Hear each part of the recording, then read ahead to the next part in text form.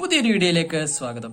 500 രൂപയിൽ താഴെ നിങ്ങളൊരു നല്ല ഗെയിമിംഗ് അല്ലെങ്കിൽ നോർമൽ ആവശ്യത്തിന് വേണ്ടിയും നല്ലൊരു മൗസ് നോക്കുന്നുണ്ടെങ്കിൽ നല്ലൊരു ഓപ്ഷൻ തന്നെയായിരിക്കും ഈ Redgear A-10 എന്ന് പറയുന്ന ഈ ഒരു മൗസ്. നോർമലി 350 രൂപയ്ക്കാണ് നമുക്ക് ഓൺലൈനിൽ അവൈലബിൾ ആകുന്നത്.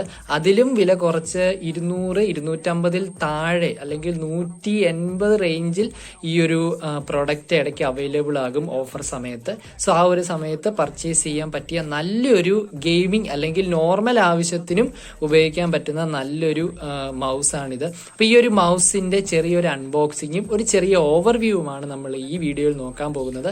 അപ്പോൾ ഒട്ടും വേസ്റ്റ് ചെയ്യാതെ തന്നെ നമുക്കിതിന്റെ പെട്ടി ഒന്ന് പൊട്ടിക്കൽ ചടങ്ങിലേക്ക് പോകാം. ഞാൻ തന്നെയാണ് വീഡിയോ എടുക്കുന്നത്, അതുകൊണ്ട് പെട്ടി പൊട്ടിക്കുന്നത് കുറച്ച് പാടാണ്. ഈ ഒരു പെട്ടിക്ക് ഉള്ളിൽ മറ്റൊരു പെട്ടിയും കൂടെ ഉണ്ട്. ഇപ്പൊ ഇതൊന്ന് ജസ്റ്റ് ഞാനൊന്ന് പുറത്തോട്ട് എടുത്തോട്ടെ. പെട്ടിക്കുള്ളിൽ നമുക്ക് മറ്റൊരു പെട്ടിയാണ്. എന്തായാലും അത് പൊട്ടിക്കുമ്പോഴെങ്കിലും നമ്മുടെ മൗസ് കാണും. ഓക്കെ, ഇതിന്റെ ഉള്ളിലാണ് മൗസ് വരുന്നത്. ചെറിയൊരു പ്ലാസ്റ്റിക് റാപ്പിൽ പൊതിഞ്ഞാണ് വരുന്നത്. അപ്പോൾ അതിന്റെ അടിയിൽ നമ്മുടെ Redgearന്റെ സ്റ്റിക്കേഴ്സും കാര്യങ്ങളും ഉണ്ട്. പിന്നെ ചെറിയൊരു യൂസർ മാനുവൽ ആണെന്ന് തോന്നുന്നു. ചെറിയൊരു യൂസർ മാനുവലും നമുക്ക് ലഭ്യമാണ്. LED ഗെയിമിംഗ് മൗസ് എന്നൊക്കെ എഴുതി ഒരു ചെറിയ ഒരു യൂസർ മാനുവലും നമുക്ക് ലഭ്യമാണ്. എന്തായാലും നമുക്ക് ഈ സ്റ്റിക്കറും യൂസർ മാനുവലും നമുക്ക് ഇങ്ങോട്ട് മാറ്റി വെക്കാം. നമ്മുടെ മൗസിലോട്ട് വരുമ്പോൾ ഈ ഒരു പ്ലാസ്റ്റിക് ഉരുക്കഴിഞ്ഞാൽ ഓക്കെ, ഇതാണ് നമ്മുടെ മൗസ്. ഞാൻ ആദ്യം ഫോട്ടോയിലൊക്കെ കണ്ടപ്പോൾ ഞാൻ ആദ്യം വിചാരിച്ചു ഭയങ്കര ബൾക്കി ആയിരിക്കുമെന്ന്. പക്ഷെ എനിക്കൊരു ബൾക്കി ഫീലും ഇപ്പൊ തോന്നുന്നില്ല. എനിക്ക് കറക്റ്റ് കയ്യിൽ ഒരു കംഫർട്ട്നെസ് ഫീൽ ചെയ്യുന്നുണ്ട്. ഇതിന്റെ ബട്ടൺസ് ആണെങ്കിലും നിങ്ങൾ ശ്രദ്ധിച്ച് കേൾക്കുക. ബട്ടൺസ് ആണെങ്കിലും നല്ല ടാക്ടൈൽ ആണ്, കാണാനും നല്ല ആസ്തെറ്റിക് ഫീൽ ആണ്. ഒരു ഗെയിമിംഗ് ലുക്കാണ് മൗസിന് വരുന്നത്.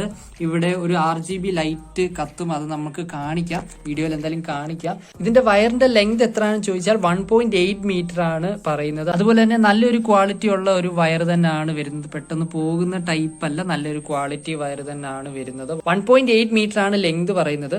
സോ ആ ലെങ്ത് വൈസ് നോക്കുമ്പോഴും നല്ലൊരു മൗസ് തന്നെയാണ്. എന്തായാലും നമുക്ക് ഇതൊന്ന് ഓൺ ചെയ്ത് ഇതൊന്ന് വർക്ക് ചെയ്യിപ്പിച്ചിട്ടൊന്ന് നോക്കാം. അപ്പൊ ഇങ്ങനെയാണ് മൗസിന്റെ ലൈറ്റും കാര്യങ്ങളും വരുന്നത്. നമ്മുടെ കൈ പിടിച്ച് നോക്കുമ്പോൾ നല്ല കംഫർട്ടബിൾ ആണ്. നമുക്ക് ലെഫ്റ്റ് ക്ലിക്ക്, റൈറ്റ് ക്ലിക്ക്, പിന്നെ അതുപോലെ തന്നെ ഒരു സാറ്റിസ്ഫൈങ് സ്ക്രോൾ വീൽ തന്നെയാണ്. നല്ലൊരു സാറ്റിസ്ഫൈങ് സ്ക്രോൾ വീലാണ്. അതുപോലെ തന്നെ ഇവിടെ DPI ബട്ടൺ ഉണ്ട്. പിന്നെ സൈഡി ബട്ടൺസ് ഒന്നുമില്ല. 2400 വരെ 4 DPIs നമുക്ക് അവൈലബിൾ ആണ്. സോ ഗെയിം കളിക്കേണ്ടിയവർക്ക് നല്ലൊരു ഓപ്ഷൻ തന്നെയാണ് ഈ ഒരു മൗസ്. അതുപോലെ തന്നെ 500-ൽ താഴെ നമുക്ക് സെബ്രോണിക്സിന്റെ ഒരു മൗസും അവൈലബിൾ ആണ്. അതും നല്ലൊരു മൗസ് തന്നെയാണ്. അതിലാകുമ്പോൾ നമുക്ക് 6 ബട്ടൺസ് നമുക്ക് ലഭിക്കും. പക്ഷെ അതിലും വില കുറച്ച് നമുക്ക് ലഭിക്കുന്ന വളരെ നല്ലൊരു മൗസ് തന്നെയാണ് ഈ Redgear A-10 എന്ന് പറയുന്നത്.